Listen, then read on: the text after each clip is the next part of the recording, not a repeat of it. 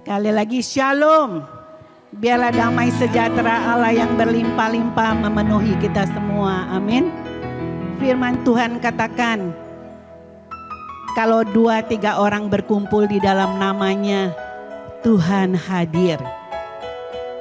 Kalau kita bersatu, di sanalah berkat-berkat Tuhan akan dicurahkan. Amin. Amin.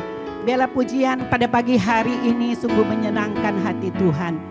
Kita mau memberikan yang terbaik, waktu kita yang terbaik. Ya, kita dapat memuji Tuhan, itu udah luar. Kita berikan waktu 2 jam buat Tuhan.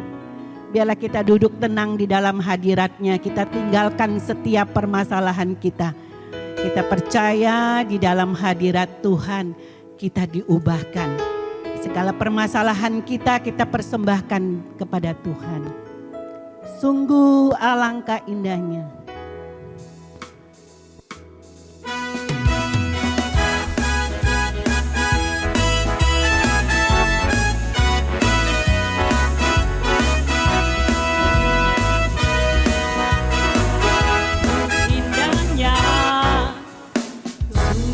Indahnya, sungguh senangnya, sungguh damainya, hidup rukun bersama. Sungguh indahnya, sungguh senangnya, sungguh damainya, hidup rukun bersama. Yesus ada, Yesus ada di hatiku, Yesus ada di hatimu, bersama kita bersatu, membangun dunia baru. Mari bernyanyi bersama, puji dan sembahlah Dia, Raja segala Raja. Biar kita lebih semangat, mari kita bangkit berdiri. Kita akan katakan, Yesus ada di hatiku, dan kita tunjuk sahabat kita kiri dan kanan, Yesus ada di hatimu. Amin.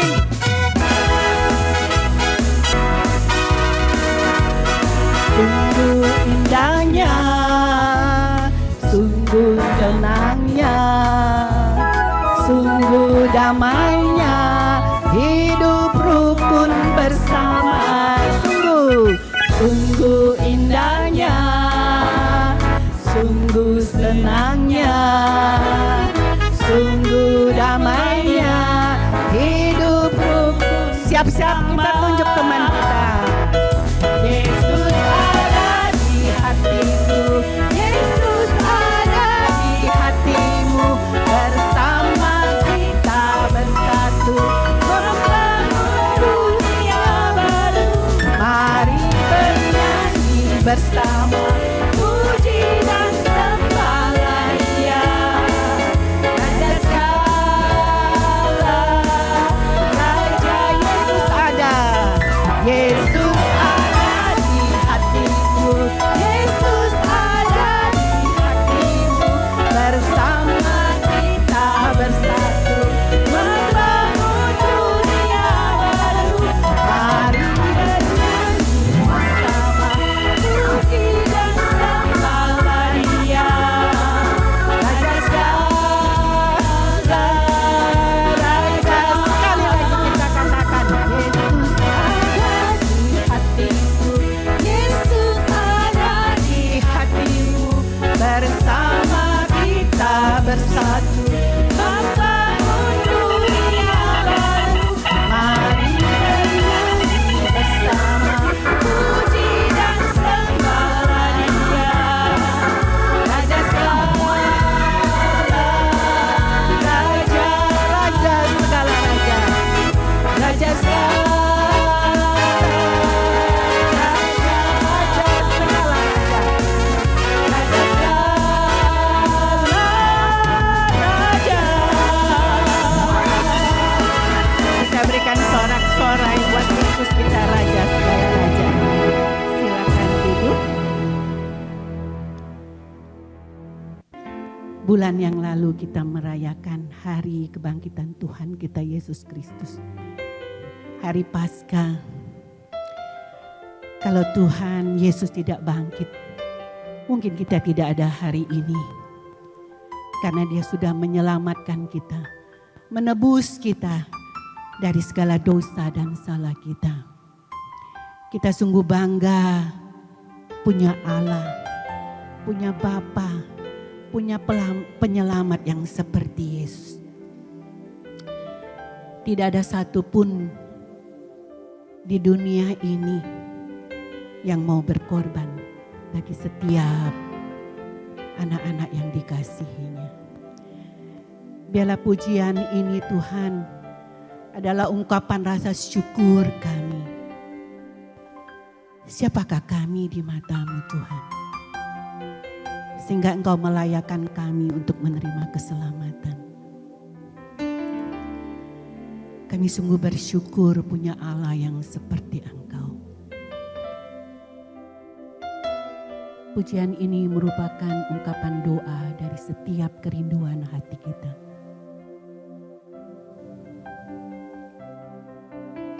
Kita bersyukur buat kasih-Nya yang sudah menyelamatkan kita. Terima kasih Tuhan Yesus.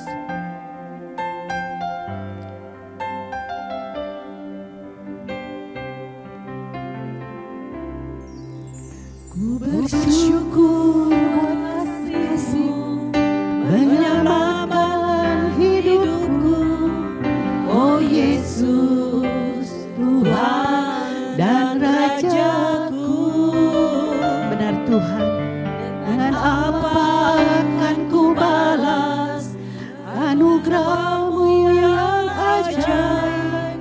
Biarlah hidupku selalu menyenangkan hati-Mu. Sungguh-sungguh kita katakan, ku bersyukur buat kasih-Mu menyelamatkan hidupku. Oh Yesus Tuhan dan Rajaku. Dengan apa akan kami balas Tuhan? Sungguh anugerah-Mu yang ajaib. Inilah hidup kami Tuhan, selalu menyenangkan hati-Mu. Betapa kagum ku melihat perbuatan tangan-Mu, ajaib dan mulianya kuasa-Mu sungguh nyata dalam hidup kami. Sungguh ku tak dapat mengerti besarnya karya-Mu. Oh indahnya, oh heran kasih-Mu. Benar Tuhan, betapa kagum ku melihat perbuatan tangan-Mu, dan karya-Mu dalam seluruh kehidupan kami Tuhan.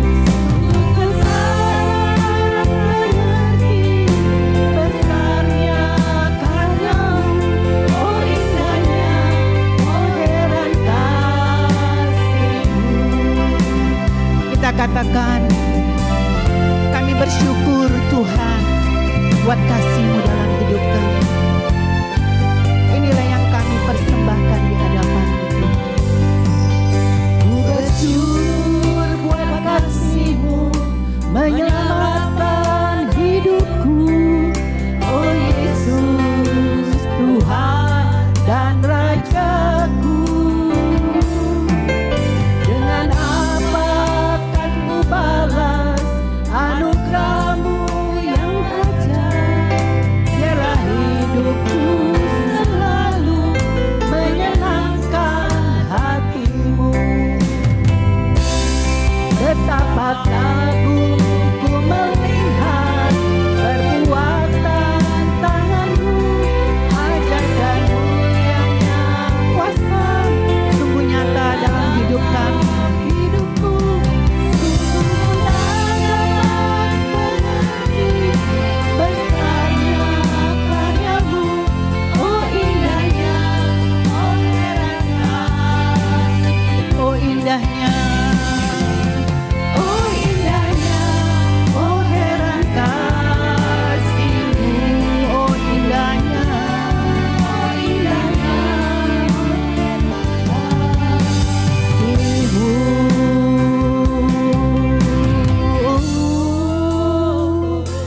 Mari kita bersyukur, kami bersyukur Tuhan. Engkaulah juru selamat kami, Yesus. Betapa ajaibnya Engkau Tuhan. Terima kasih Yesus, terima kasih atas pengorbananmu Yesus yang menyelamatkan kami.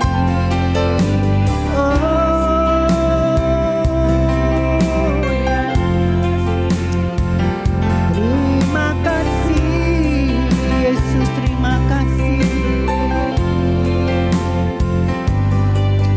Terima kasih Yesus, terima kasih. Biarlah kami setiap hari kagum akan perbuatan tangan-Mu dalam hidup kami. Terima kasih Yesus, terima kasih. Dalam nama Bapa dan Putra dan Roh Kudus, amin. Terpuji-pujilah Engkau Yesus dalam seluruh hidup kami. Pagi yang indah ini Tuhan, kembali Engkau mengumpulkan kami untuk dapat menaikkan puji-pujian, menyembah Engkau, mengucap syukur Tuhan buat penyertaan-Mu dalam hidup kami. Mari ya Allah Roh Kudus, bekerjalah dari awal, pertengahan hingga akhir persekutuan doa kami. Hadirlah dengan kuasa dan hadirat-Mu Tuhan. Biarlah saat-saat yang indah ini kami sungguh-sungguh memberikan hidup kami untuk menjadi kepujian nama-Mu, menyembah Engkau di dalam roh dan kebenaran. Dan juga Tuhan, Engkau sudah menyediakan makanan bagi rohani kami, untuk menjadikan roh kami kuat untuk menjalani kehidupan ini. Berikan kami juga hati Tuhan untuk dapat tenang, terbuka dan mendengarkan sabda-Mu. Mari Allah Roh Kudus kuasai setiap kami. Sekali lagi Tuhan, terimalah pujian penyembahan hormat kami hanya untuk kemuliaan nama-Mu. Amin. Amin. Amin. Mari kita juga mau katakan, Tuhan terima kasih Engkau jadikan kami lebih dari pemenang dari setiap permasalahan hidup kita. Haleluya. Kami lebih daripada pemenang.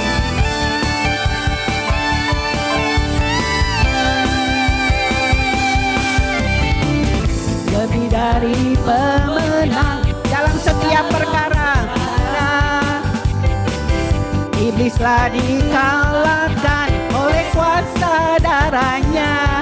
Jika siapa di pihak kita, siapa dapat melawan? Kita lebih dari pemenang, lebih dari pemenang, lebih dari pemenang dalam segala perkara.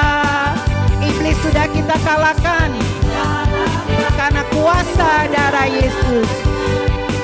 Jika Allah di pihak kita, siapa dapat melawan? Kita lebih dari pemenang. Haleluya. Mari kita kibarkan bahwa Yesus adalah Raja, segala Raja. Haleluya. Mari bangkitlah gereja Tuhan. Kita lebih dari pemenang. Kita katakan lebih dari pemenang dalam setiap perkara hidup kita. Amin.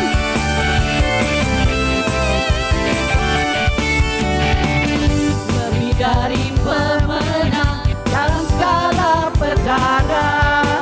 Setiap permasalahan kita sudah dikalahkan oleh kuasa darahnya. Jika Allah di pihak kita, siapa dapat melawan? Kita lebih dari pemenang. Haleluya. Kibarkan sepertinya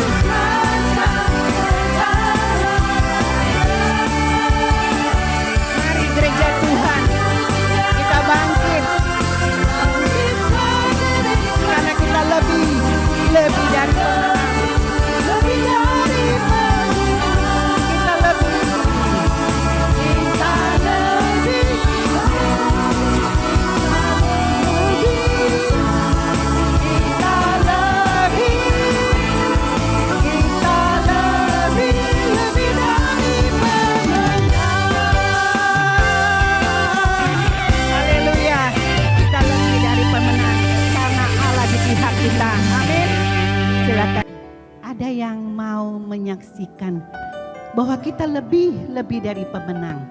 Tuhan sudah membela setiap perkara dan permasalahan hidup kita. Kami persilakan. Shalom Bapak-Bapak, Ibu-Ibu.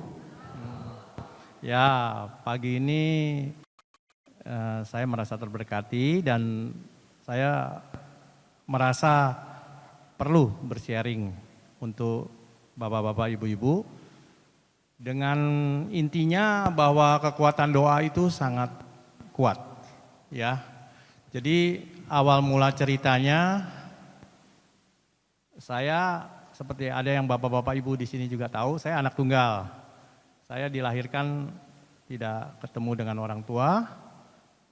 Dalam perjalanannya saya melihat seseorang yang sangat keras, sangat jujur dan adil, tapi dia tidak memeluk agama sesuatu, dengan kata lain kepercayaan. Dalam perjalanannya Tuhan sendiri yang memanggil dia untuk menjadi Katolik. Kita sekeluarga juga takut. Nah, yang saya ceritakan ini adalah orang gak jauh-jauh dari saya. Adalah mama saya punya adik, punya suami. Orangnya sangat kuat, tegas, jujur, dan dia menjadi penengah di setiap masalah di keluarga. Di dalam kekerasannya, dia menemukan Tuhan. Suatu saat dia berkata, saya mau masuk Katolik. Dan kami semua sekeluarga terkejut dan dia menjalankan agamanya dengan baik. Sampai satu saat karena bapak ini bekerja di lapangan, dia perokok, dia apa. Rupanya Tuhan menyapa dia sebelum ada penguatan imannya. Di 8 bulan sebelum saat ini, yang bersangkutan terdeteksi kanker.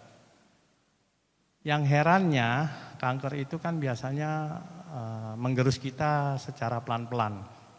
Ya. Tapi bapak ini memang seorang yang kuat.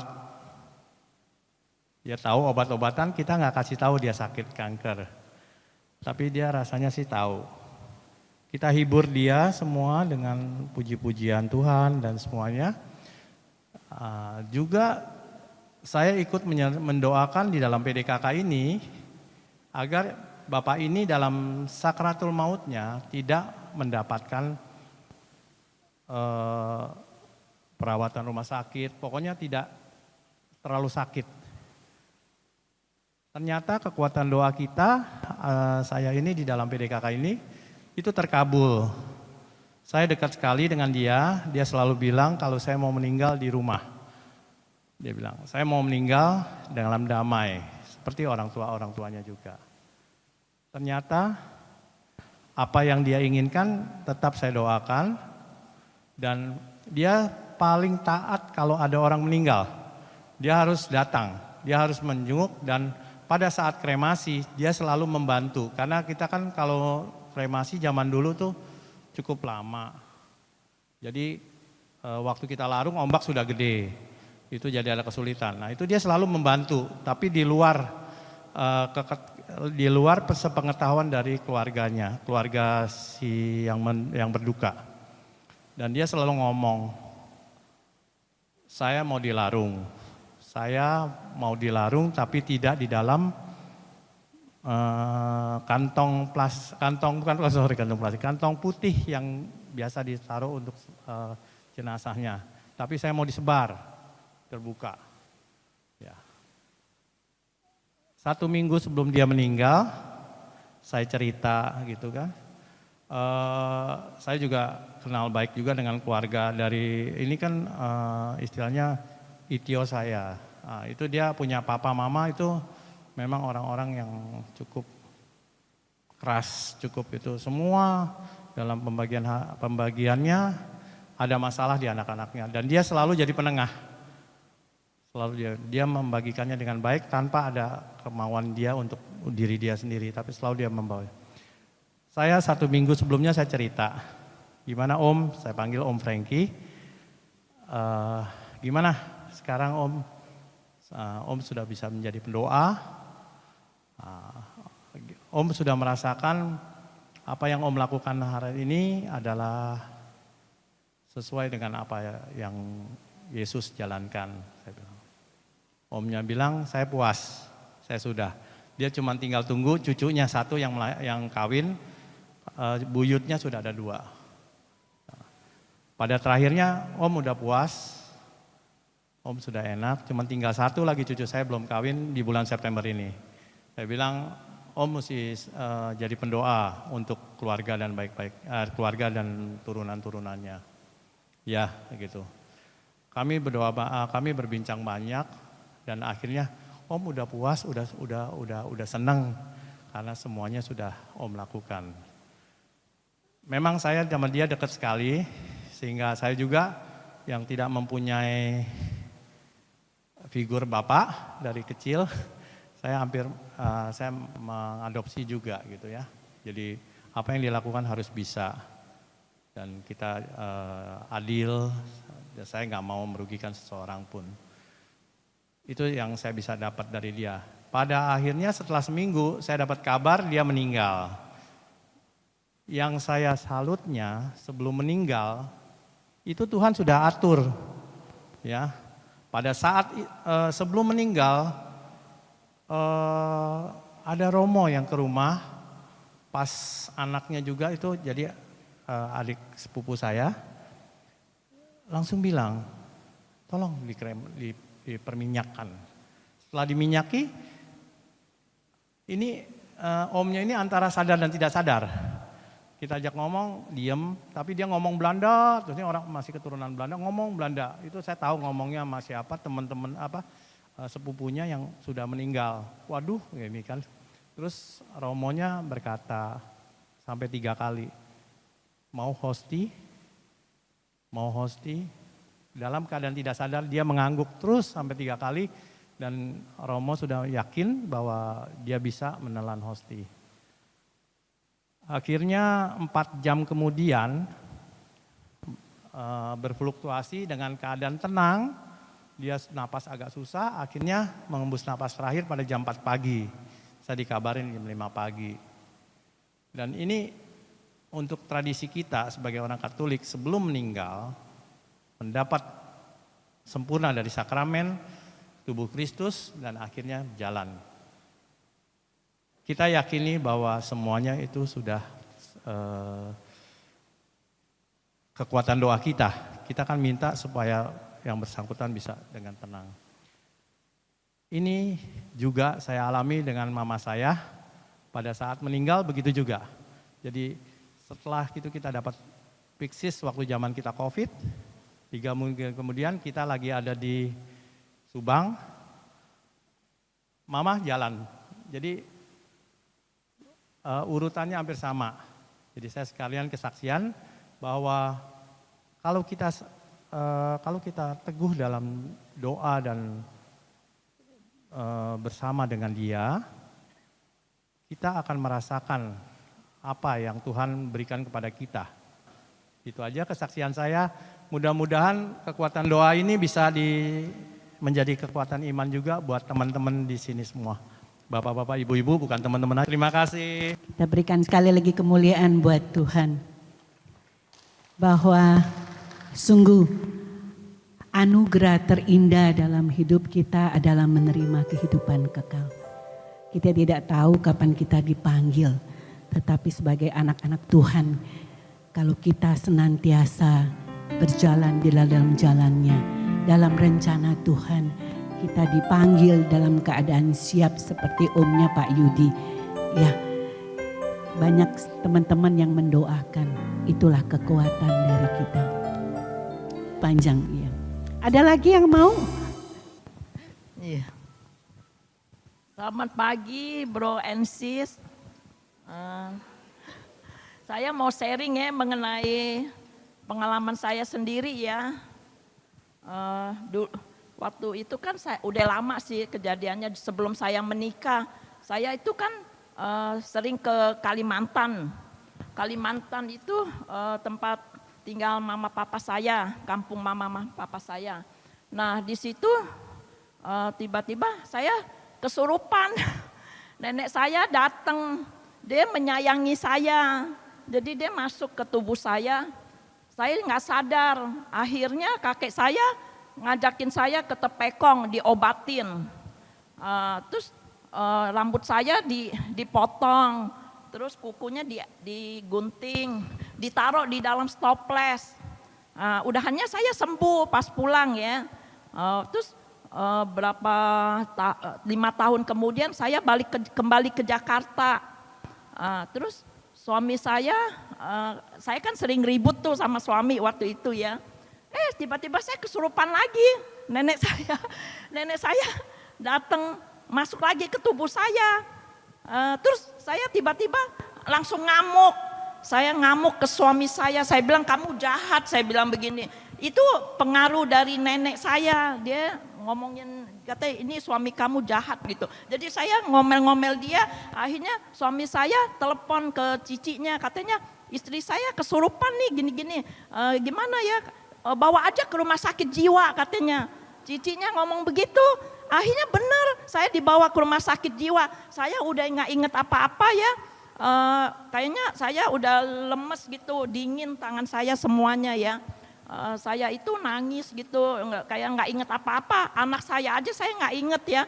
Anak saya bilang katanya, mama ini saya. Saya bilang saya diem aja, saya nggak bisa apa-apa. Terus saya nggak bisa makan, nggak bisa minum. Pokoknya udah dingin tangan saya, seluruh tubuh saya dingin ya. Terus mama saya tuntunin saya. Bukannya saya tuntunin mama saya, malah mama saya tuntunin saya. Diajak ke Tepekong lagi tuh yang di Pademangan. Nah terus kata si Tepekong, wah ini kena kerasukan nih katanya dari orang tua katanya. Terus kata suami saya kayaknya itu neneknya deh kata gitu. Terus udahannya dibawa pulang karena nggak sembuh juga, saya dibawa pulang nggak sembuh. Terus cicinya bilang, lu ngapain dibawa ke Tepekong, udah ke rumah sakit jiwa aja kata gitu. Bener akhirnya dibawa ke rumah sakit jiwa ya. Saya dibawa tuh kata dokter itu bilang katanya, bapak ini istrinya jangan ditengokin ya katanya. Selama seminggu dulu katanya. Nanti kalau dia setelah seminggu nggak sembuh, sebulan baru nanti setahun kata gitu. Nggak boleh dikunjungi kata dia bilang. Terus anak saya nangis bilang katanya, papa mama nggak gila katanya.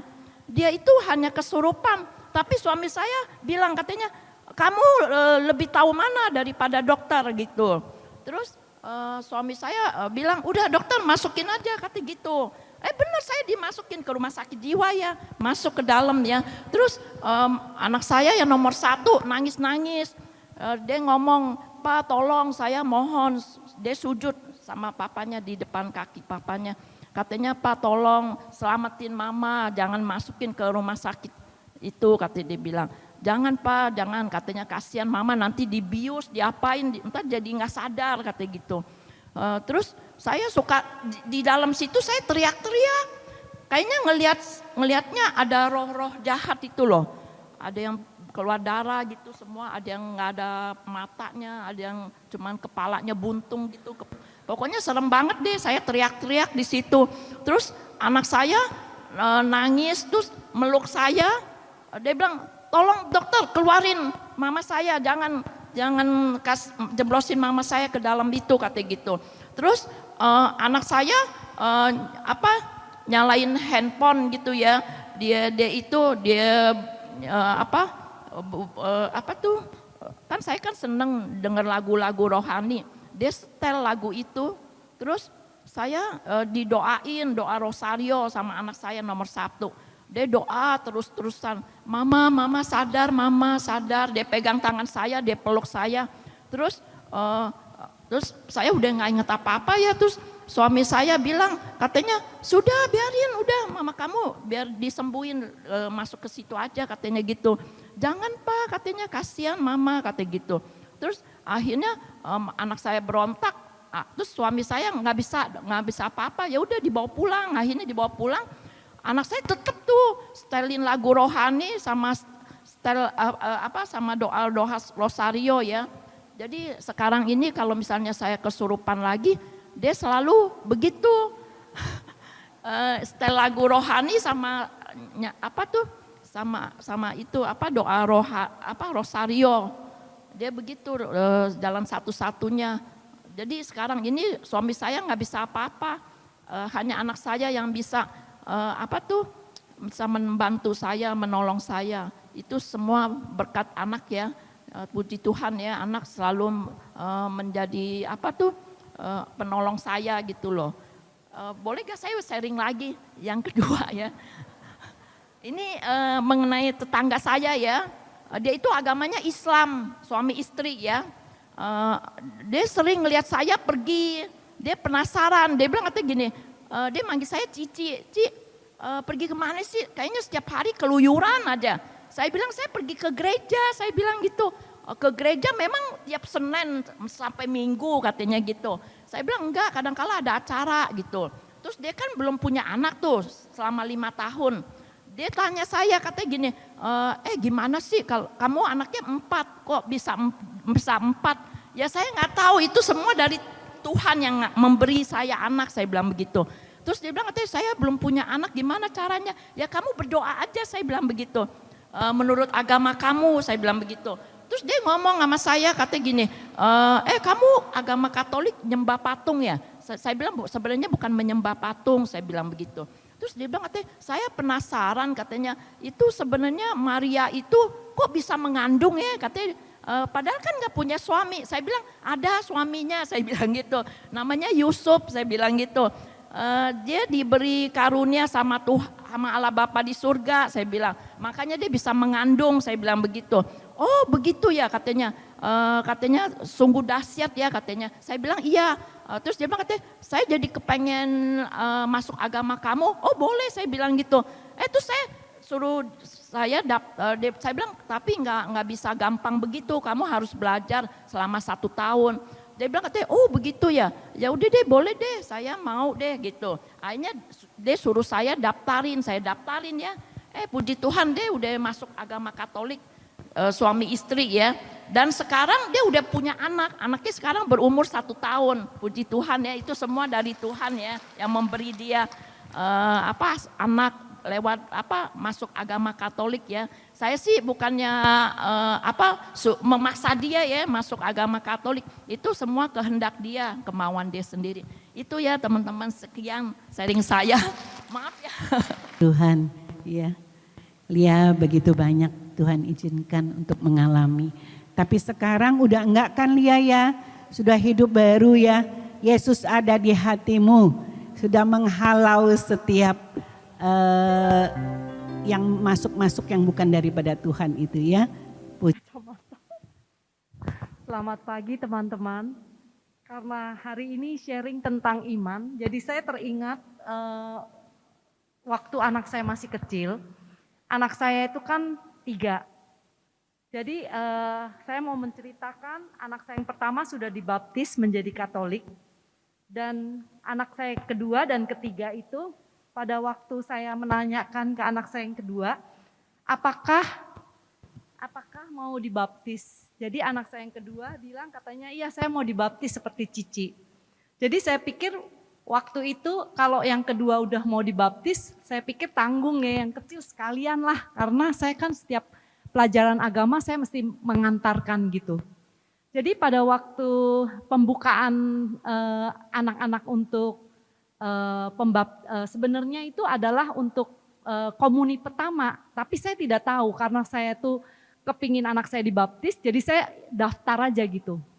Sudah saya daftarkan 2 anak, dia sudah mengikuti pelajaran agama 1 bulan, ternyata saya baru tahu kalau itu bukan untuk pembaptisan, untuk komuni pertama. Jadi pada waktu saya tahu, saya langsung menghampiri pastor di Sunter gitu. Itu namanya Romo Noel. Jadi saya menemui dia, saya bilang, Romo, saya itu sebenarnya mau mengikutkan anak saya itu pembaptisan, bukan komuni pertama. Tapi ini sudah berjalan, jadi bagaimana gitu. Jadi Romo Noel bilang, Kalau kamu bisa mencari 9 anak untuk membuka satu kelas baru, saya bisa nanti baptis Desember ini. Karena kan kalau yang komuni pertama kan di Easter ya, Paskah ya. Jadi saya pikir saya harus kejar sebelum Paskah. Tapi dia minta 9 jiwa. Saya bilang, aduh Romo, 1 jiwa aja udah susah. Saya bisa diizinkan 2 anak itu udah puji syukur. Tapi kalau saya disuruh cari 7 jiwa lagi, kayaknya saya bilang, wah saya terus terang saya susah deh gitu. Tapi Romo itu kekeh, dia bilang, enggak kamu bisa, dia bilang begitu. Jadi pada waktu saya pulang, saya tuh kan dengan bingung ya, saya bilang aduh gimana cari jiwa ya, 7 orang loh, tambahan 7 orang. Jadi saya buka itu HP, saya mulai scroll satu persatu. Tapi saya bersyukur ya pada waktu saya scroll itu seperti kayak ada suara di dalam batin saya itu mengatakan coba telepon yang ini, coba telepon yang itu. Akhirnya pada waktu saya telepon itu, saya mendapatkan dari teman saya 2 anaknya. Jadi kan udah 4 ya. Terus kemudian pada waktu saya menanyakan itu, Tante Titin yang sudah dipanggil Tuhan, saya bilang Tante Titin mau nggak cucunya dimasukin ke pembaptisan. Terus dia bilang tunggu ya saya tanyakan, tapi ternyata nggak mau gitu ya. Jadi banyak yang ditolak gitu ya daripada yang mau menyerahkan anaknya untuk dibaptis gitu. Tapi herannya pada waktu saya lagi scroll satu nama teman saya, tiba-tiba dia bilang coba yang ini gitu. Jadi saya telepon kan, pada waktu saya telepon, saya bilang kan suamimu sudah Katolik, mau nggak anak kamu dibaptis gitu. Jadi dia bilang gini, oh gitu ya nanti coba deh saya pikir-pikir dulu ya, saya tanya suami saya dulu, dia bilang begitu. Terus terang pada waktu saat dia bicara saya seperti punya harapan karena dia nggak langsung bilang oh saya tidak mau gitu. Tapi dia bilang coba ya saya tanyakan dulu gitu. Jadi waktu itu saya menunggu setelah sekian waktu dia menghubungi saya. Waktu dia menghubungi saya dia hanya mengatakan begini, boleh deh Kiandi saya titip anak saya, dia bilang begitu. Saya pikir 2 karena anaknya 4. Saya pikir enggak serakah lah ya, yang 2 paling besar lah yang saya harapkan untuk ikut pelajaran agama. Tapi dia itu bisa bilang begini, saya titipkan 4-4-nya gitu. Jadi kan saya seperti kayak gini ya, saya menawarkan 1 barang, dia nggak ambil 2 tapi dia ambil 4 gitu. Jadi saya bahagia banget kan, wah saya dapat 4 udah 8 gitu. Terus dia tambah lagi 1, dia bilang begini, saya juga mau dibaptis gitu. Jadi pas waktu pembaptisan itu, waktu mereka semua ke depan gitu ya, ke altar gitu, saya hitungin satu-satu. Saya merinding loh. Itu waktu saya hitung, itu benar-benar 9 orang. Benar-benar Tuhan benar-benar menggenapi perkataan itu, Father Noel itu. Terima kasih. Terima kasih Kiandi. Kesaksian pagi hari ini sungguh menguatkan kita. Setiap kita ini sudah dipilih sejak dari kandungan ibu kita untuk menerima keselamatan. Pak Wahyudi menjadi pendoa bagi omnya, Lia juga bagi tetangganya, Kiandi juga dipakai Tuhan bagi anak-anak dan anak dari sahabat-sahabatnya. Karena rencana Tuhan indah dalam hidup kita. Tidak ada satupun janji Tuhan yang Tuhan tidak genapi. Ujian ini menguatkan kita bahwa setiap kita mempunyai masa depan yang penuh harapan asal kita berjalan bersama Yesus.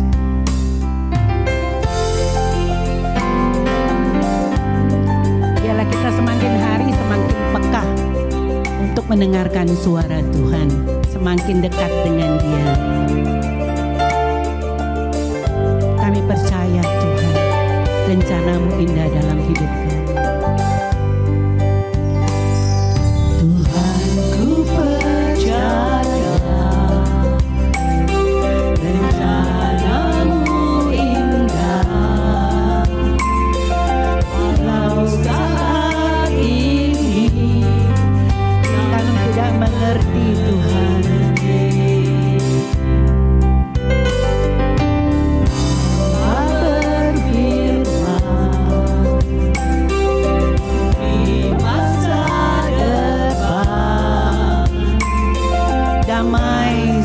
terang.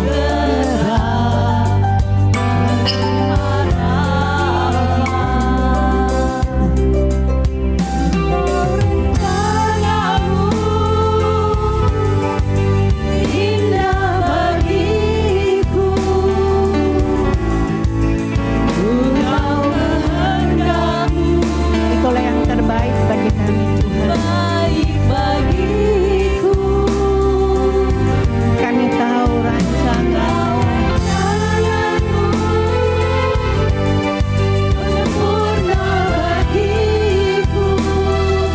dan jalan-jalan-Mu Tuhan. Yang terbaik bagiku. Kita katakan, sungguh indah rencana-Mu Tuhan. Berikan kami kekuatan untuk percaya. Tuhan, ku percaya rencana-Mu indah. Walau saat ini aku berhenti. Engkau yang berfirman, memberi masa depan, damai sejahtera,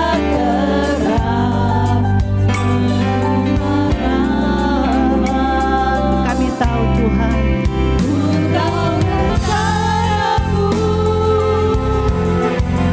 indah bagiku.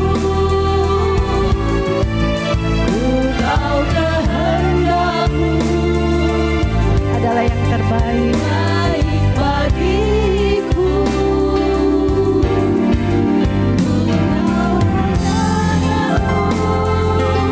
Sungguh sempurna Tuhan. Ku tahu jalan-jalan-Mu yang terbaik bagiku. Ku tahu jalan-jalan-Mu. Ku tahu jalan-jalan-Mu yang terbaik bagiku. Kami tahu Tuhan. Ku tahu jalan-jalan-Mu yang terbaik bagiku. Terima kasih Tuhan. Kami punya Allah yang selalu menepati janji dan memberikan kami rancangan hidup masa depan yang penuh damai sejahtera. Mari kita bangkit berdiri. Saat ini Tuhan, kami mau mempersembahkan pujian dan penyembahan kami di hadirat-Mu. Layakkan kami Tuhan sekali lagi untuk memandang kemuliaan-Mu di tempat-Mu yang kudus. Karena kami tahu pada saat kami memuji dan menyembah Engkau, hadirat-Mu melingkupi setiap kami. Terima kasih Tuhan. Biarlah pujian ini merupakan persembahan yang kudus dan berkenan di hadapan-Mu. Penyembahan kami merupakan dupa yang harum di hadapan-Mu. Terima kasih Tuhan Yesus. Saat kami masuk ke hadirat-Mu, saat ku masuk ke hadirat-Mu, bawa persembahan ke tempat kudus-Mu. Pujian ku naikkan, sembah ku berikan bagi-Mu Allah yang mulia. Terima kasih Tuhan. Kau layakkanku menghampiri-Mu, melihat tata kemuliaan-Mu. Bela pujian kami naikkan dan sembah kami berikan hanya bagi-Mu. Allah yang mulia, oleh kuasa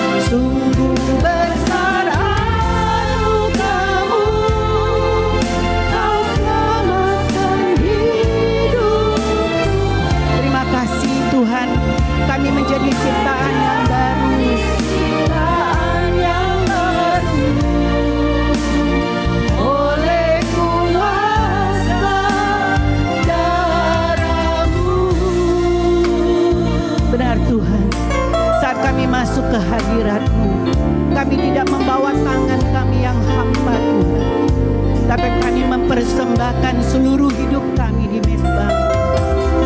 Saat ku masuk ke hadirat-Mu, bawa persembahan ke tempat kudus-Mu. Pujian kunaikan sembah ku berikan hanya bagi-Mu, Allah kami yang mulia, mulia. Kau layakan ku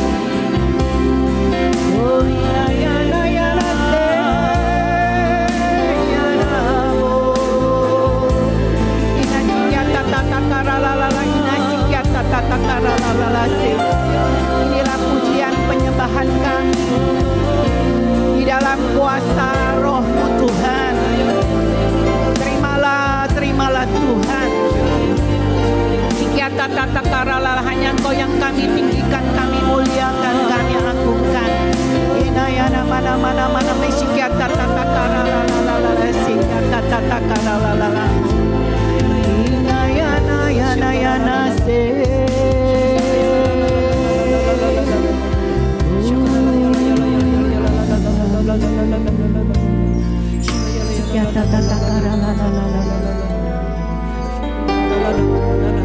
nama.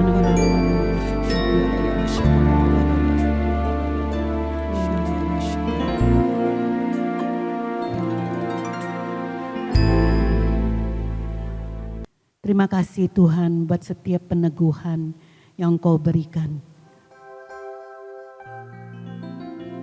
Biarlah kami senantiasa melekat pada Engkau. Kami mau duduk diam saat ini Tuhan. Menikmati hadirat-Mu. Menikmati santapan rohani kami yang sudah Kau sediakan. Melalui anak yang Kau kasihi, Bapa Immanuel. Mari Allah Roh Kudus, Engkau sudah mengurapi anak-Mu ini. Dan Engkau sudah mempersiapkan bagi kami sekali lagi makanan yang menguatkan roh kami. Terima kasih Tuhan Yesus, terima kasih. Kami mau duduk di dalam hadirat-Mu saat ini. Haleluya, amin, amin. Silakan duduk, kami persilakan Pak. Shalom Bapak Ibu yang dikasihi Tuhan, selamat pagi. Saya baru pertama kali ke PD ini, tapi ke tempat ini sudah beberapa kali. Saya pernah yang ke anak mudikanya ya, PD Yakobus. Tapi untuk PD ini pertama kali. Terima kasih untuk saya boleh diundang ke tempat ini. Kita kenalan dulu ya.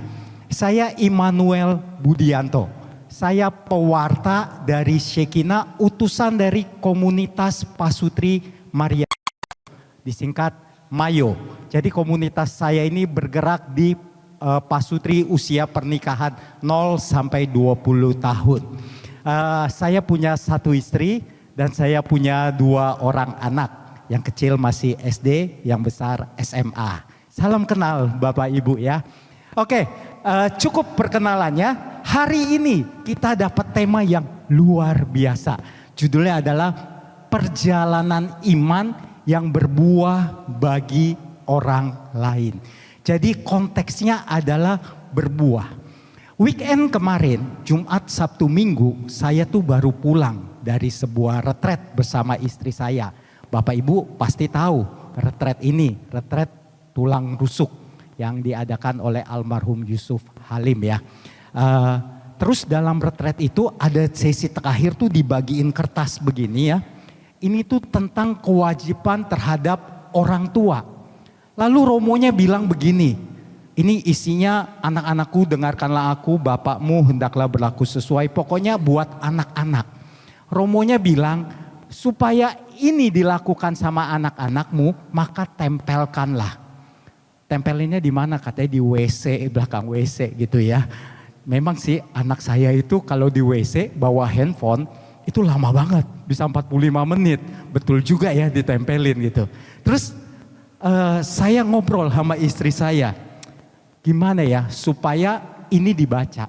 Tapi setelah kami ngobrol ternyata kami bilang, kalau kita mau anak kita menghormati kita, kita harus menghormati papi mami kita. Karena anak itu bukan belajar dari membaca, tapi mereka belajar dari melihat. Kalau saya nggak bisa menghormati kakek dan nenek mereka, jangan berharap mereka bisa hormati orang tua mereka. So Bapak Ibu, apa yang mau saya sampaikan? Ternyata supaya kita bisa berbuah bagi orang lain, nggak bukan adalah kita menjadi teladannya. Ini tentu hal yang nggak gampang. Sesuatu yang harus kita lakukan, tapi bisa kita lakukan. Boleh next slide Bu? Oke, Bapak Ibu hari ini tanggal 30 April, besok tanggal 1 Mei. Selain hari buruh, besok juga diawali dengan bulan Maria. Kita akan masuk dalam bulan Maria, kita mau belajar dari imannya Bunda Maria. Kalau bulan Mei itu bulan Maria Bapak Ibu, kalau Oktober bulan Rosario. Saya mau cerita dulu bagaimana bulan Maria itu bisa sampai ada. Waktu itu tahun 1809 Paus Pius ke-7 itu diserang sama serdadu Napoleon dan dia dipenjara. Di dalam penjara Paus Pius berdoa kepada Bunda Maria supaya dia bisa dibebaskan. Saya paling seneng banget ke PD yang dihadiri oleh banyak emak-emak dan ibu-ibu. Kenapa? Karena di sini banyak banget pendoanya, sangat banyak. Nah, sama ketika Paus Pius berdoa kepada Bunda Maria, saya percaya di tempat ini juga banyak yang melakukan devosi kepada Bunda Maria. Ketika dia berdoa, dia buat janji. Kalau sampai dia bebas, dia akan mendedikasikan khusus untuk Bunda Maria. Dan ternyata 5 tahun kemudian Paus Pius dibebaskan. Lalu dia kembali ke Roma, setahun setelah itu dia tetapkan di 24 Mei 1815 Hari Raya Bunda Maria Penolong Umat Kristen. Jadi hari ini kita kan mau mewariskan iman ya. Jadi kita mau belajar sesuatu dari Bunda Maria. Saya juga punya bunda, namanya mama saya gitu ya. Saya juga belajar dari bunda saya, dari mama saya. Kira-kira 7-8 tahun yang lalu di hari sebelum hari Lebaran di bulan Ramadan. Satu ketika mama saya itu pulang dari toko. Mama saya tuh walaupun usianya 80-an gitu ya, 78, dia masih ke toko, ke pasar Tanah Abang. Terus dia pulang dari toko hari Jumat, didapati rumahnya kebuka. Dan dia masuk kamar, kamarnya udah berantakan. Ternyata hari itu ada perampok masuk ke rumahnya. Mama saya dengan kakinya yang agak tertita-tita, dia jongkok gitu ya. Dia liatin bawah kasurnya, ternyata dia menyimpan segala sesuatu di bawah kasurnya. Kalau Bunda Maria menyimpan segala sesuatu dalam hatinya, mama saya menyimpan segala sesuatu di bawah kolong kasur. Dan ternyata hilang gitu ya. Hilang apa yang dia simpan. Saya pikir ketika saya dapat kabar itu, mama saya bakal stres. Karena itu banyak yang dia simpan. Cincin waktu dia masih muda, waktu dia nikah, waktu anak pertama lahir ada yang kasih, dia simpan. Sampai saya anak kelima juga disimpan di situ. Hilang semua. Lalu saya segera dari rumah ke rumah mama saya. Dan saya cukup cukup terkejut bahwa mama saya tidak syok. Dia malah berdoa.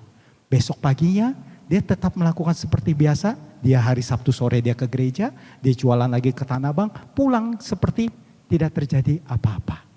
Di sini saya dapat namanya iman warisan. Yang which is sebenarnya yang di bawah kolong kasur itu sebenarnya warisan buat saya loh. Diambil sama pencuri gitu ya. Tetapi bukan itu yang dilihat, saya melihat iman mama saya.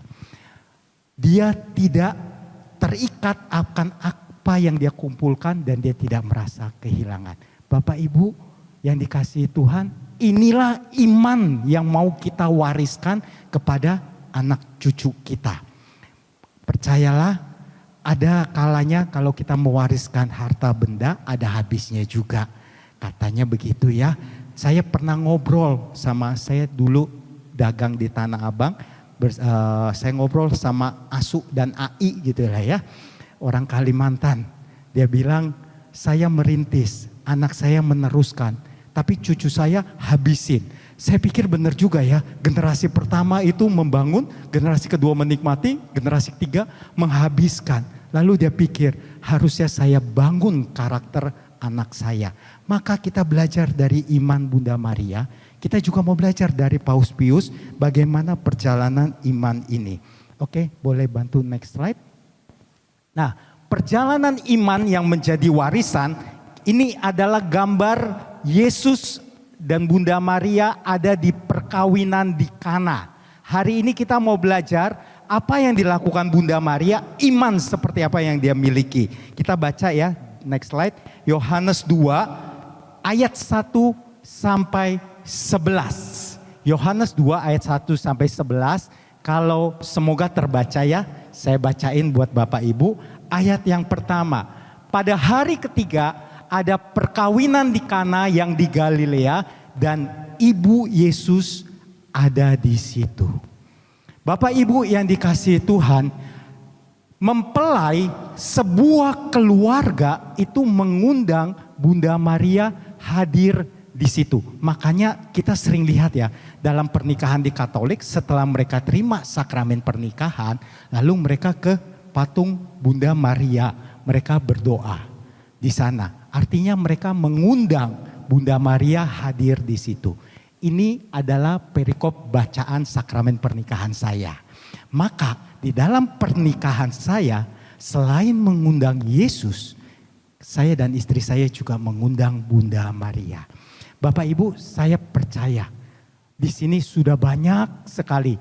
Kulihat di wajahmu, ini sudah jadi pendoa-pendoa.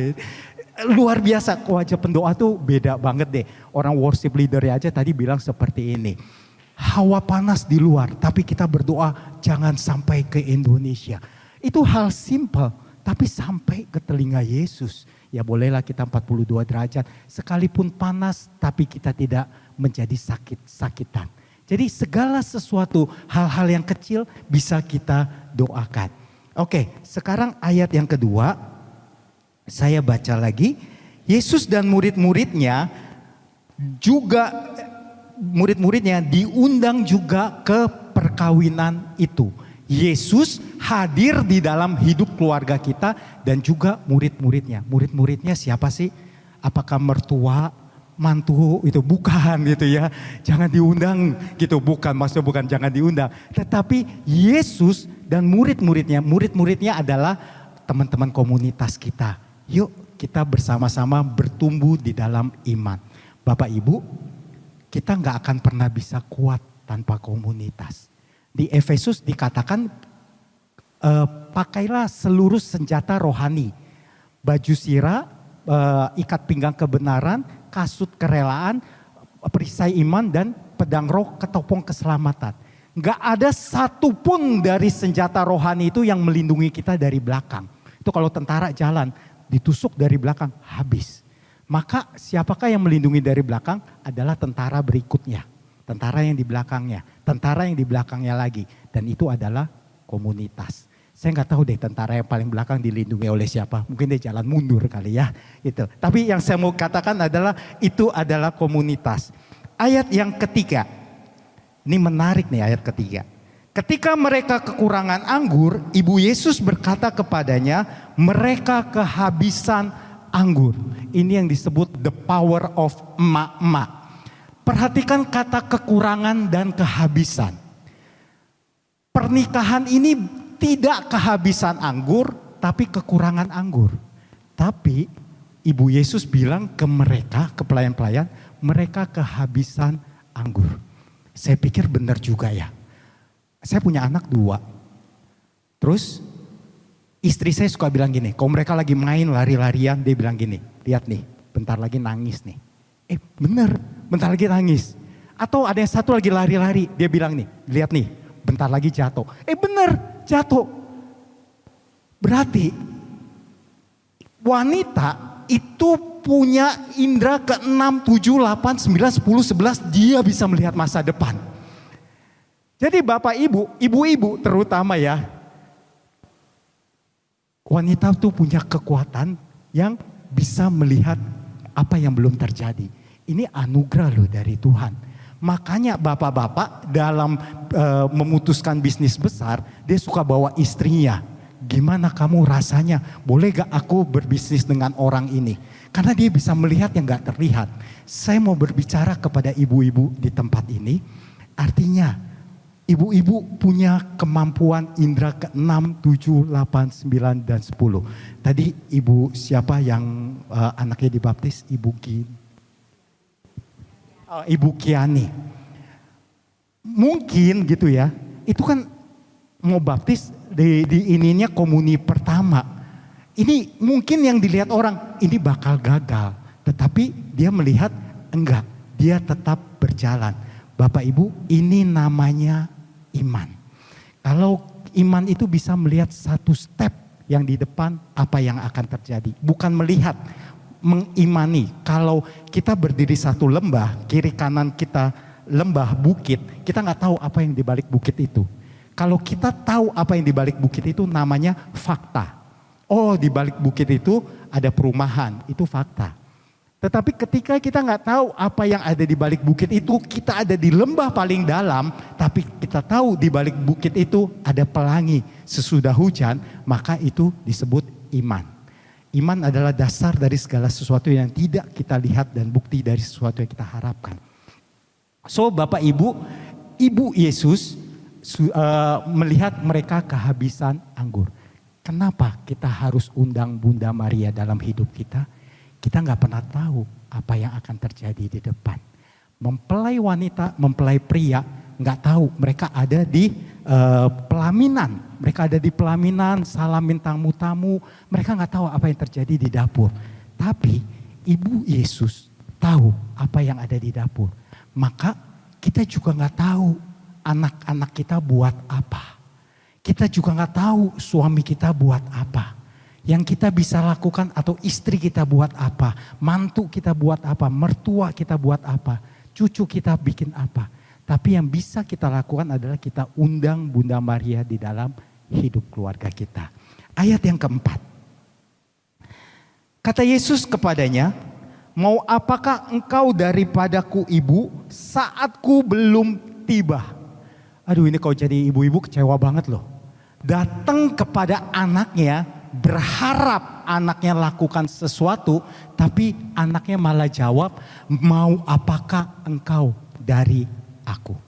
Yesus juga tahu memang saatnya belum tiba. Kita tahu pernikahan di Kana adalah mujizat yang Yesus buat pertama kali.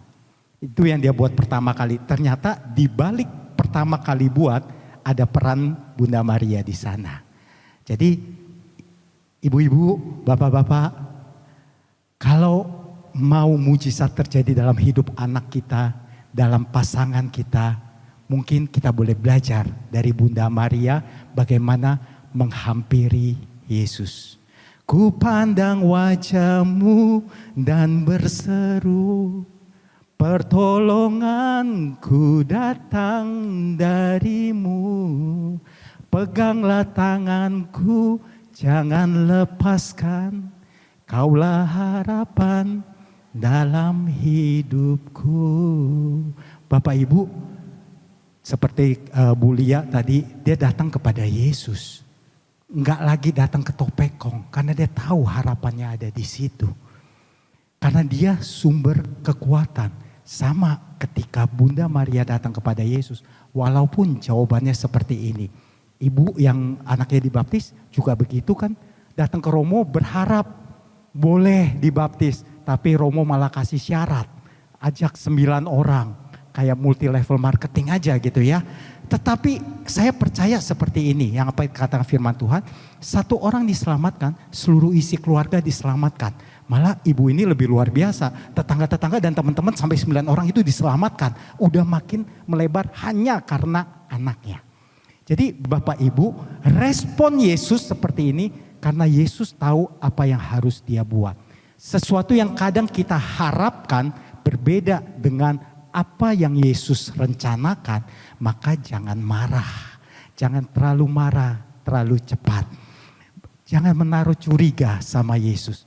Percayalah bahwa Yesus sangat mengasihi kita sekalipun kelihatannya enggak. Jadi kita tidak menaruh curiga pada Yesus. Menaruh curiga itu seperti ini loh.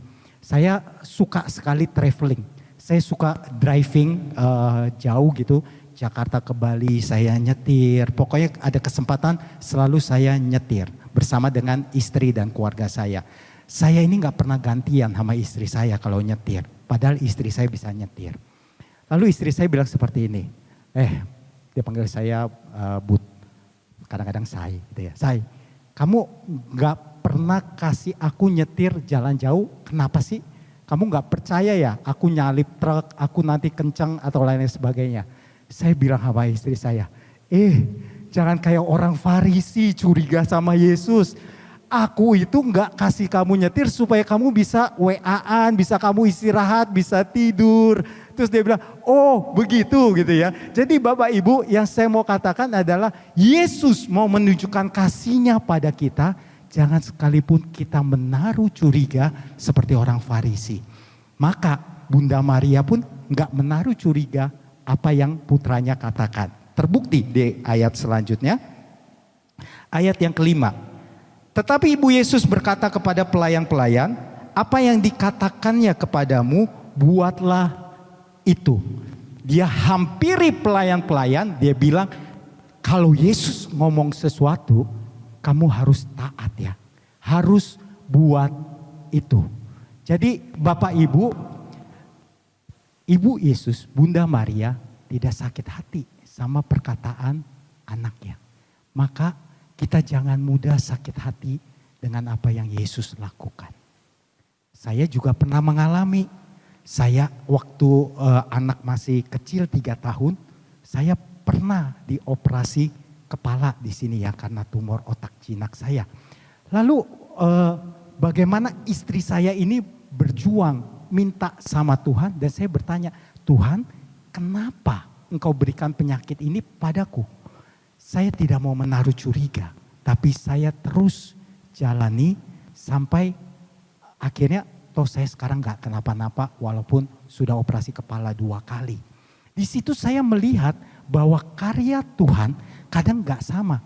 Apa yang tak pernah dilihat mata, yang tak pernah didengar telinga, yang tak pernah timbul di dalam hati, semua disediakannya bagi yang mengasihi Dia. Saya belajar mengasihi Yesus apapun kondisi dan keadaan.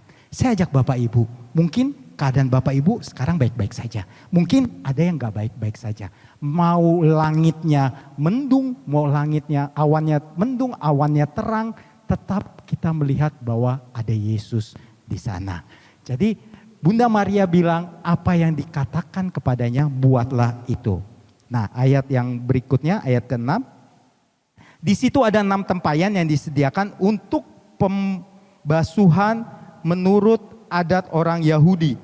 Masing-masing isinya 2-3 buyung. Ayat yang ke-7. Yesus berkata kepada pelayan-pelayan itu, isilah tempayan-tempayan itu penuh dengan air dan mereka pun mengisinya sampai penuh. Ayat yang ke-8. Lalu kata Yesus kepada mereka, sekarang cedoklah dan bawalah kepada pemimpin pesta. Lalu mereka pun membawanya. Titik. Ayat 6, 7, 8 saya mau peragakan ya. Jadi saya udah bawa botol minum, ini hanya seadanya aja ya. Tapi saya nggak mungkin membawa tempayan. Jadi saya tadi cari-cari di dapur, ada alat ukur dari istri saya. Dia nggak tahu saya bawa ini, kalau dia nonton YouTube mungkin nanti dia ngoceh-ngoceh. Kenapa hilang gitu ya alat ceret, dan ini biasa dia buat ambil pakai sup. Semoga dia nggak nonton. Ya, jadi kita berkat ya. Oke, ketika Yesus bilang sama pelayan-pelayannya, tuanglah tempayan dengan air sampai penuh. Jadi yang dituang itu bukan anggur, tetapi air. Maka pelayan-pelayan itu nurut aja, dituangin sampai penuh. Ini gak usah sampai penuh lah ya, nanti air minum saya habis ya. Bapak Ibu pakai imajinasi iman aja bahwa ini penuh ya. Pakai imajinasi iman, ini adalah kendi. Lalu Yesus bilang sama mereka, cedoklah dan bawalah kepada pemimpin pesta. Maka pelayan-pelayannya nurut gak? Nurut karena siapa Yesus atau siapa Bunda Maria. Yesus belum pernah buat mujizat sebelum pernikahan di Kana. Jadi Yesus namanya belum besar loh. Belum ada orang yang tahu mujizat Yesus menyembuhkan orang sakit, Yesus mencelikan mata orang buta, membangkitkan orang mati. Belum terjadi karena ini adalah mujizat pertama. So pelayan-pelayan ini percaya mau melakukan karena ucapan Bunda Maria masuk ke situ. Nanti kalau dia bilang sesuatu, nurut aja. Percaya saja, percaya saja. Maka pelayan-pelayan percaya karena perkataan Bunda Maria. Maka dicedok, lalu dituangkan. Dicedok, dituangkan. Dicedok, dituangkan. Oke, anggaplah begitu ya. Jadi ini isinya air putih. Bukan anggur. Yang hebatnya Yesus minta mereka bawa ke pemimpin pesta. Saya kalau jadi pelayan, saya nggak mau, bisa dipecat saya. Karena yang saya bawa adalah air. Bapak Ibu, kalau Yesus minta sesuatu yang di luar dari pikiran kita, maukah kita melakukan? Bawa ini ke pemimpin pesta, ini bukan anggur loh, ini air. Tetapi pelayan-pelayan itu nurut aja. Mereka lalu mereka pun membawanya. Di sini kita mau belajar taat. Mungkin dalam situasi hidup kita, Tuhan mungkin gak ya aku bisa buat seperti ini? Mungkin gak ya anakku nanti bisa begini? Mungkin gak ya banyak hal yang mungkin, banyak hal yang gak mungkin tapi Tuhan minta kita perbuat. Udah kamu terus mengasihi mantumu, terus kasihi dia. Tapi dia kurang ajari sama saya Tuhan, kasihi aja dia terus. Terus seperti itu. Tapi Tuhan, tapi banyak tapinya. Ingat, relasi jangan seperti relasi orang Farisi yang menaruh curiga sama Tuhan. Tuhan mau hidup kita yang terbaik. Jadi kita taat saja sekalipun gak masuk pikiran kita. Lalu ayat yang ke-9 dibawa nih ya. Nah, habis itu setelah pemimpin pesta itu mengecap air yang telah menjadi anggur dan ia tidak tahu dari mana datangnya, tetapi pelayan-pelayan yang mencedok air itu mengetahui. Ia memanggil mempelai laki-laki, dan berkata kepadanya, titik. Jadi ini udah dibawa ke pemimpin pesta, lalu dicicip. Rasanya jadi anggur. Bapak Ibu, kita main tebak-tebakan. Kira-kira kapan air ini jadi anggur? Ternyata air ini jadi anggur ketika pelayan-pelayan taat. Dia ambil, inilah sebuah iman. Iman bisa mengubah segala hal. Iman bisa mengubah apa yang gak mungkin menjadi mungkin. So Bapak Ibu, tadi sharing dari Pak Wahyu, bagaimana dia punya iman bahwa sekalipun orang yang tidak Wahyudi. Oh Pak Yudi, maaf ya Pak Yudi. Pak Yudi, sekalipun orang yang tidak percaya kepada Tuhan, tapi karena imannya dia dengan telaten terus menerus, kita bisa melihat buahnya. So, untuk merubah hidup kita yang pahit menjadi sesuatu yang manis untuk dicicipi banyak orang, maka diperlukan iman. Dan iman inilah yang diwariskan kepada cucu kita.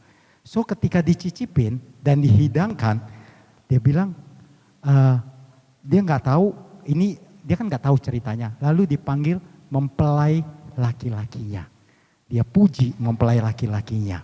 Ayat yang ke-10 berkata, setiap orang menghidangkan anggur yang baik, ayat 10, dahulu dan sesudah orang puas meminum barulah yang kurang baik. Akan tetapi engkau menyimpan anggur yang baik sampai sekarang. Bapak Ibu, yang tahu ini tadinya air hanya pelayan-pelayan dan Bunda Maria. Mempelai nggak tahu. Tetapi yang agak aneh di sini, bukan agak aneh. Ternyata dunia buat seperti ini. Yang dapat pujian adalah mempelai laki-lakinya. Seringkali apa yang kita lakukan di hadapan Tuhan itu menjadi baik, tapi yang dapat pujian orang lain.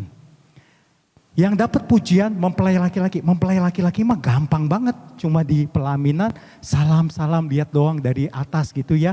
Dan dia dipanggil dipuji. Wih, anggur kamu luar biasa. Mantap. Orang memberikan yang baik dulu, baru yang terakhir sisanya jelek. Tapi yang terakhir kamu berikan yang terbaik.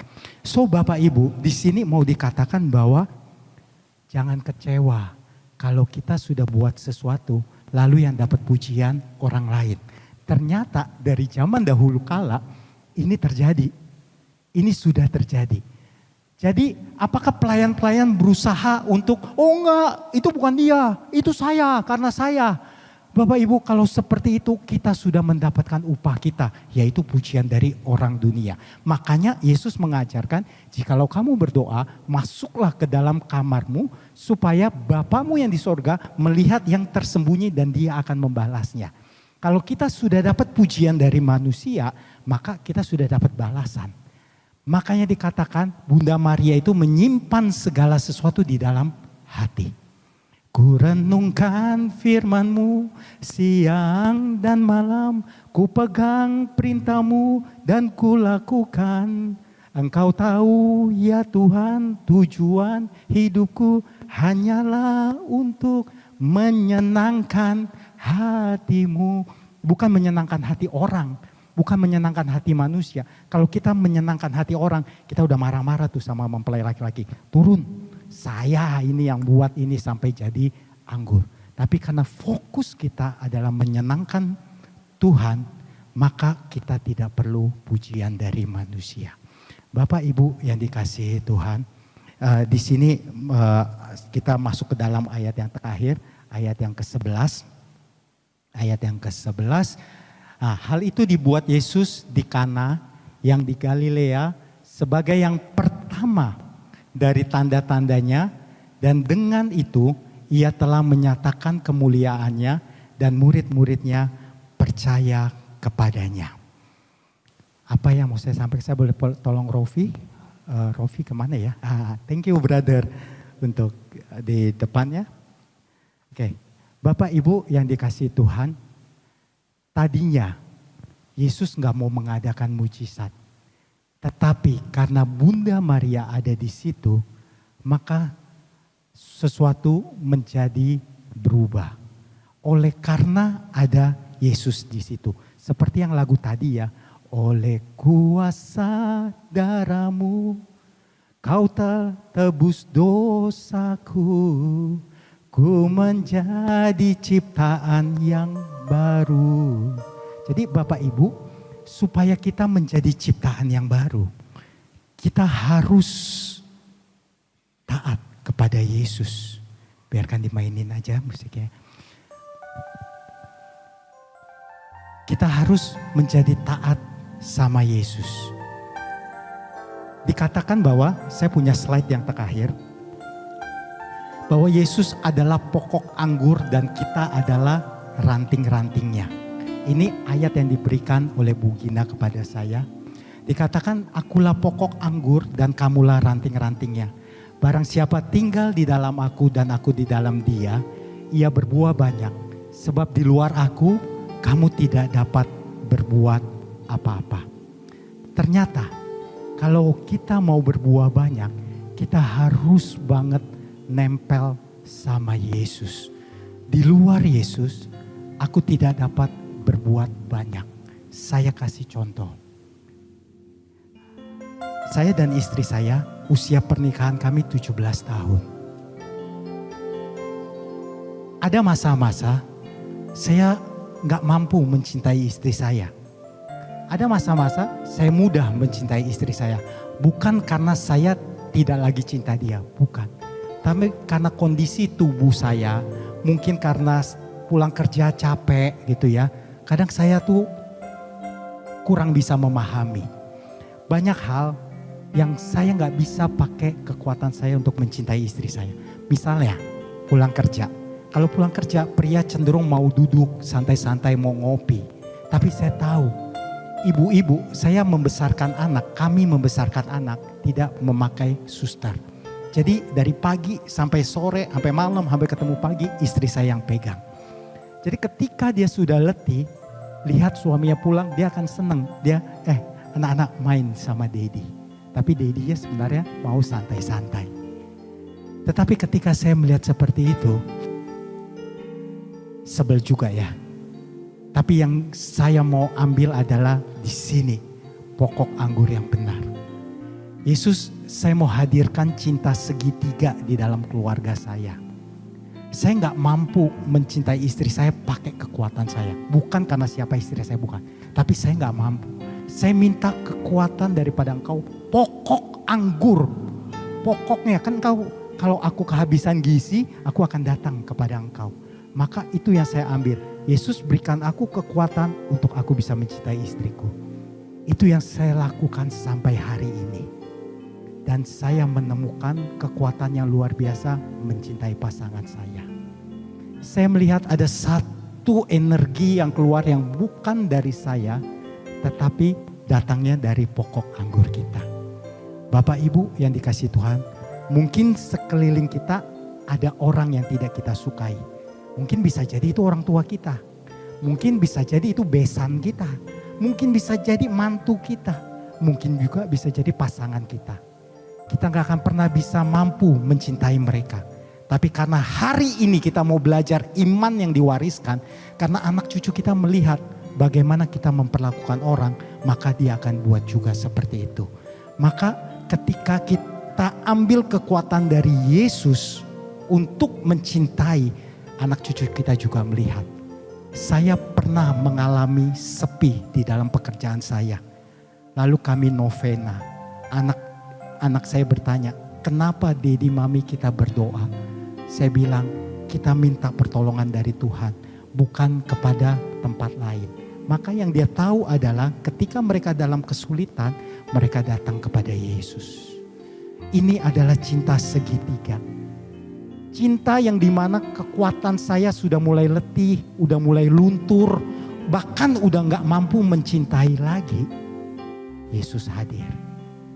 Bapak Ibu, sekalipun orang yang kita benci adalah orang yang berbuat dosa, jangan pernah benci orangnya. Karena Yesus, ketika saya tarik kekuatan Yesus, saya menyadari Yesus gak pernah membenci Sakeus. Yesus gak pernah membenci perempuan yang ketahuan berbuat zina. Yesus gak pernah membenci Yudas Iskariot. Yesus gak pernah membenci Petrus. Yang dia benci adalah perbuatan dosanya. Maka ketika saya dapat kekuatan dari Yesus, kita tahu kita tidak lagi membenci orangnya, tapi kita benci perbuatan dosanya. Siang hari ini kita mau undang Bunda Maria selama bulan Mei ini, mulai dari besok sampai nanti akhir Mei, untuk hadir. Bunda Maria bisa melihat kapan hati kita ini mulai menjadi tawar. Kapan hati kita ini sudah tawar. Kalau sekarang masih baik-baik saja, tapi Bunda Maria bisa lihat ke depan apa yang akan terjadi. Maka Bapak Ibu yang dikasihi Tuhan, inilah perjalanan iman yang dapat memberkati orang lain. Ketika orang lain melihat, oh begitu toh caranya. Ketika tetangga Bulia melihat, oh kok kamu bisa hidup seperti ini, aku mau dong ikut Tuhanmu. Ketika orang lain bisa melihat anak-anak yang dibaptis, perjuangan kamu, aku kirim 4 anak deh. Bapak Ibu, inilah iman warisan. Kita bukan mewarisi harta benda, karena harta benda habis dimakan ngengat, karat, akan diambil oleh pencuri. Tetapi iman kita, kekayaan surgawi kita gak akan pernah habis diambil oleh pencuri, gak akan habis dimakan ngengat dan karat. Tapi ini yang akan kita wariskan. Bapak Ibu, siang hari ini kita mau undang Yesus untuk sentuh hati kita, supaya kita bisa menjadi garam dan terang dunia, setidaknya untuk pasangan kita, keluarga kita, besan kita, mantu kita, orang-orang terdekat kita. Maka firman Tuhan yang berkata, 1 orang diselamatkan, maka sisi rumah diselamatkan. 1 orang bertobat, sisi rumah diselamatkan. Biar kita menjadi orang ini. Oleh karena kuasa darahnya, kita dari referen aja. Saya dibantu nyanyi ya.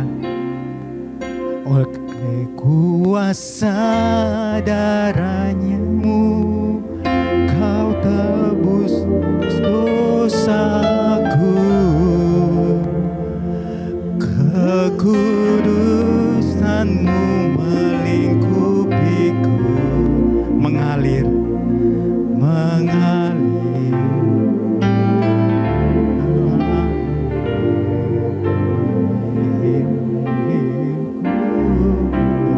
Sungguh besar anugerah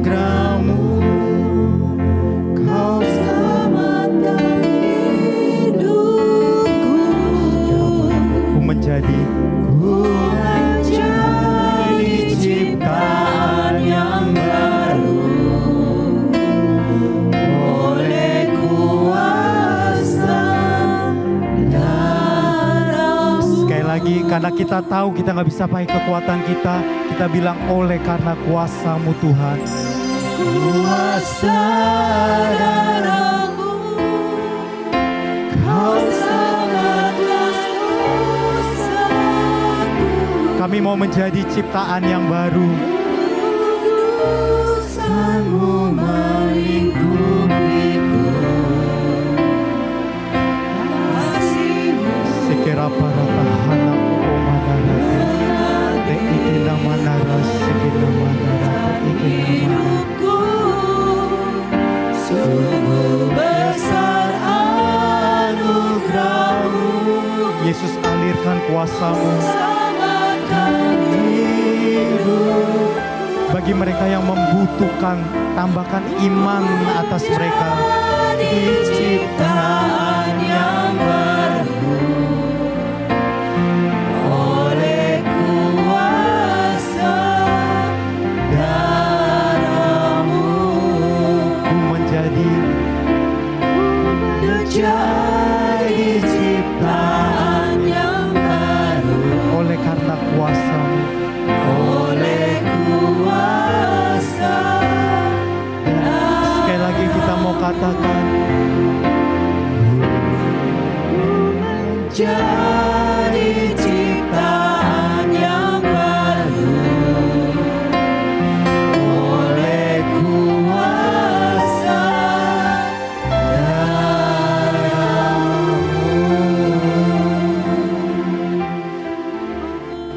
Toho manara te ikina kana manara te hikina mana. Yesus, Kaulah Allah Alfa dan Omega, yang awal dan yang akhir di dalam hidup kami. Sekalipun kami tidak melihat, sekalipun kami tidak tahu, tapi iman kami percaya bahwa Engkau mengasihi dan mencintai kami. Yesus, siang hari ini pandanglah kami yang ada di tempat ini. Kami mengundang Engkau dan para murid bersama dengan Bunda Maria untuk masuk di dalam keluarga kami, untuk masuk dalam hidup kami. Karena kami percaya kuasa darah-Mu yang membebaskan kami. Ketika kami gak mampu lepas, ketika kami gak mampu bertahan. Sebab itu kami mau hadirkan cinta segitiga ini. Yesus hadir. Kami sedot kekuatan daripada Engkau untuk kami bisa mencintai diri kami, mencintai sesama kami. Siang hari ini Yesus, tambahkan iman kami, tambahkan roh untuk kami senantiasa berdoa kepada Engkau. Hibur hati kami, Roh Kudus, datang jamah kami. Kami percaya kami tidak mengandalkan Allah yang salah, tapi kami mengandalkan Allah yang menjadikan langit dan bumi. Penjaga kami tidak pernah terlelap. Sekalipun kami berjalan dalam lembah kekelaman, tongkat-Mu dan gadamu itulah yang menghibur aku. Aku tidak pernah takut. Terima kasih Yesus. Kuatkan roh kami, kuatkan iman kami. Kami juga berdoa untuk setiap permohonan-permohonan yang ada di toples ini, dan juga permohonan yang ada di hati kami. Mungkin kami berdoa untuk keluarga kami, untuk kesehatan kami, untuk kondisi ekonomi kami, untuk mantu kami, untuk pekerjaan, untuk pelayanan, dan untuk orang-orang di sekitar kami. Yesus, Engkau yang paling mengetahui segala sesuatu sebelum kami tahu. Oleh sebab itu Yesus, kami mohon dengan perantaraan Bunda Maria, Engkau yang boleh kuatkan, Engkau yang boleh kabulkan setiap doa kami. Engkau yang boleh berikan penghiburan. Apapun yang ada di toples ini, biarlah dengan penumpangan tangan kami, dari tata yang maha tinggi mengalir kuasa-Mu, menyembuhkan, memulihkan, membebaskan, dan memberikan penghiburan.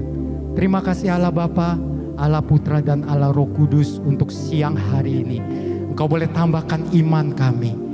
Dan biarlah kalau persekutuan ini boleh selesai siang ini, kami percaya roh Allah gak pernah selesai di dalam hidup kami. Bekerjalah sebebas-bebasnya. Kami buka roh kami. Biarlah kami boleh mewariskan iman kami. Kami berdoa untuk anak dan cucu kami, mantu kami, dan siapapun yang ada bersama dengan kami. Biar mereka boleh melihat iman kami. Mereka boleh melihat kepada siapakah kami datang, yaitu kepada Yesus. Kami percaya Yesus, firman-Mu yang katakan, tidak pernah kulihat orang benar, anak cucunya meminta-minta. Kami adalah orang benar di hadapan-Mu Yesus.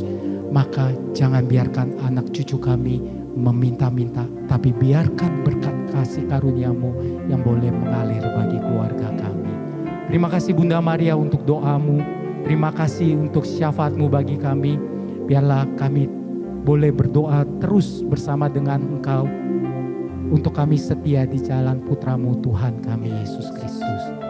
Salam Maria, penuh rahmat, Tuhan sertamu. Terpujilah engkau di antara wanita, Dan terpujilah buah tubuhmu Yesus. Santa Maria Bunda Allah, doakanlah kami yang berdosa ini sekarang dan waktu kami mati. Amin. Dalam nama Bapa dan Putra dan Roh Kudus. Amin. Tuhan Yesus memberkati.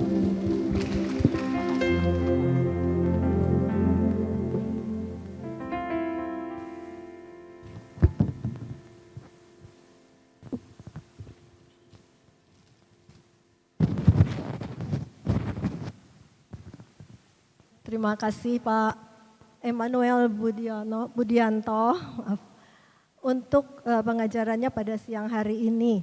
Jadi kita makin hari harus makin dekat kepada Bunda Maria, kepada Yesus dan Bunda Maria ya. Karena Yesus adalah sumber kekuatan kita. Marilah sekarang kita dengan sukacita memberikan sebagai ungkapan rasa syukur kita kepada Tuhan atas kebaikan Tuhan.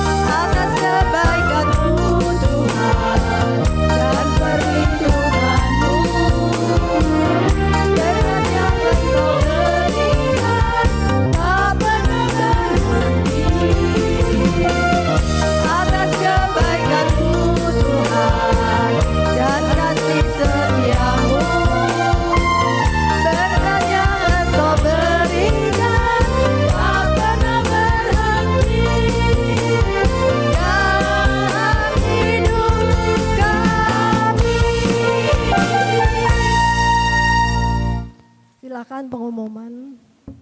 Shalom, selamat siang. Terima kasih kami ucapkan kepada Bapak Ibu, saudara-saudari yang hadir pada siang hari ini. Kepada Bapak Immanuel Budianto, terima kasih untuk renungannya pada siang hari ini. Kepada Bapak Yudi, Ibu Lia, dan Ibu Kiandi atas kesaksiannya. Kepada tim pujian yang dipimpin oleh Bu Evi dan timnya. Kepada pemain keyboard, Bro Rofi, kepada petugas LCD, proyektor Ibu Desi dan Ibu Yuniati, dan soundman Bro Rofi. Kepada para petugas penerima tamu dan kolektor, Tuhan memberkati pelayan Bapak Ibu semua. Ada beberapa pengumuman, Bapak Ibu di layar ada flyer, ini jadwal kegiatan PD pagi dan malam, juga lansia selama bulan Mei. Kamis malam tanggal 2 Mei jam 19.30, misa dan adorasi dibawakan oleh Romo Hadi Janto PR dengan tema Iman yang Mengalahkan Dunia di Gereja KTG. Selasa pagi tanggal 7 Mei jam 10, ada misa dan adorasi dibawakan oleh Romo Bernard Rahadian PR dengan tema Lindungi anak-anak dan keluargamu dari jerat iblis dengan doa dan puasa di Gereja KTG. PDP KK Lansia mengundang Bapak Ibu untuk hadir pada hari Jumat tanggal 10 Mei jam 10 di Gedung Pastoral Santo Yakobus. Renungan dibawakan oleh Ibu Yurika Agustina dengan tema ketekunan. Kepada Bapak Ibu yang baru pertama kali hadir dalam pertemuan ini, dimohon kehadirannya untuk berdiri dan saling berkenalan.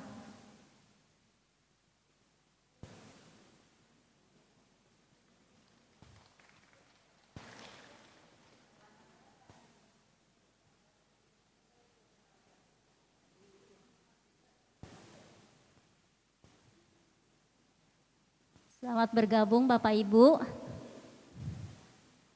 Nanti hari Selasa datang lagi ya Bu ya. Bagi Bapak Ibu yang ingin didoakan secara khusus, mohon menghubungi pengurus PDKK, tim doa akan melayani Bapak Ibu secara khusus. Demikian pengumuman kali ini, sekian terima kasih dan sampai jumpa hari Selasa depan, Tuhan memberkati. Ada sedikit saya mau katakan, kita setiap kali ngisi doa di sana ya. Tapi hari ini dapat konfirmasi dari Pak Yudi bahwa dia ngisi doa dan Tuhan jawab doanya. Ya, benar ya Pak ya? Ya, jadi nggak ada sia-sia karena doa itu juga kita doakan lagi bersama-sama. Selain pembicara doa, kami juga dibagi untuk mendoakannya lagi. Jadi jangan segan-segan Bapak, Ibu-ibu, teman-teman sekalian untuk bersaksi. Tuhan sudah menjawab setiap doa kita melalui doa dari komunitas. Amin. Amin ya. Kita sudah di penghujung acara persekutuan doa pagi hari ini. Maka saat ini kita mau berdoa kembali untuk mengiringi perjalanan kita pulang ke tempat kita masing-masing. Dalam nama Bapa dan Putra dan Roh Kudus. Amin. Tidak pernah berhenti Tuhan, kami mengucap syukur atas setiap penyertaan-Mu dalam kehidupan kami. Terima kasih Allah Roh Kudus, Engkau sudah menyertai kami dalam persekutuan doa ini dari pagi tadi sampai ke siang ini. Terima kasih buat berkat-Mu yang berlimpah-limpah, terutama berkat dari santapan rohani kami melalui anak yang Kau kasihi, Bapak Emmanuel Budianto. Tuhan, Engkau yang mengutus beliau, Engkau juga akan memberikan hikmat, pengetahuan untuk dapat tambah-tambah Tuhan. Apa yang dia wartakan sungguh akan membawa banyak jiwa-jiwa untuk lebih dekat lagi dengan Engkau dan menerima keselamatan. Terima kasih buat setiap pengajaran yang sudah ditaburkan. Biarlah kami menjadi seperti Bunda Maria. Semuanya kami simpan di dalam hati dan kami akan patuh, tetap setia untuk menjalankan apa yang Kau perintahkan dengan kekuatan yang daripada Engkau. Terima kasih Tuhan Yesus, terima kasih buat setiap apapun yang kami dengar. Jadikan itu remah dalam hidup kami untuk kami dapat menjalani kehidupan ini. Berkati setiap pekerjaan yang sudah Kau berikan buat Bapak Emmanuel serta istri dan anak-anaknya. Mari Tuhan, firman-Mu katakan apa yang dipegangnya menjadi berhasil. Terima kasih Tuhan buat teladan yang sudah Dia berikan untuk kami juga dapat mengikuti seperti kami mengikuti Yesus. Tuhan Yesus, kalau sebentar kami akan meninggalkan persekutuan doa ini, tidak ada kata selesai atas penyertaan-Mu dalam hidup kami. Biarlah kami akan pulang selalu merasakan bahwa Engkau ada selalu bersama kami. Malaikat-Mu juga senantiasa menjagai perjalanan kami. Tibahkan kami di tempat kami masing-masing untuk melanjutkan kegiatan kami. Jadikan iman yang sudah kami terima daripada Engkau berbuah-buah Tuhan dalam setiap tingkah laku kami. Sehingga apa yang kami perbuat, sungguh orang-orang di sekitar kami juga dapat memuliakan nama-Mu. Terima kasih Tuhan Yesus, terima kasih. Sekali lagi Tuhan, segala pujian, syukur, hormat dan sembah kami hanya kami naikkan dalam satu nama, nama Tuhan kami, Yesus Kristus, sekarang dan selama-lamanya. Kemuliaan kepada Bapa dan Putra dan Roh Kudus seperti pada permulaan, sekarang, selalu dan sepanjang segala abad. Amin. Dalam nama Bapa dan Putra dan Roh Kudus. Amin. Bapak Ibu, kemanapun kita pergi, apapun yang kita lakukan, hendaklah kita selalu menjadi saksi Kristus.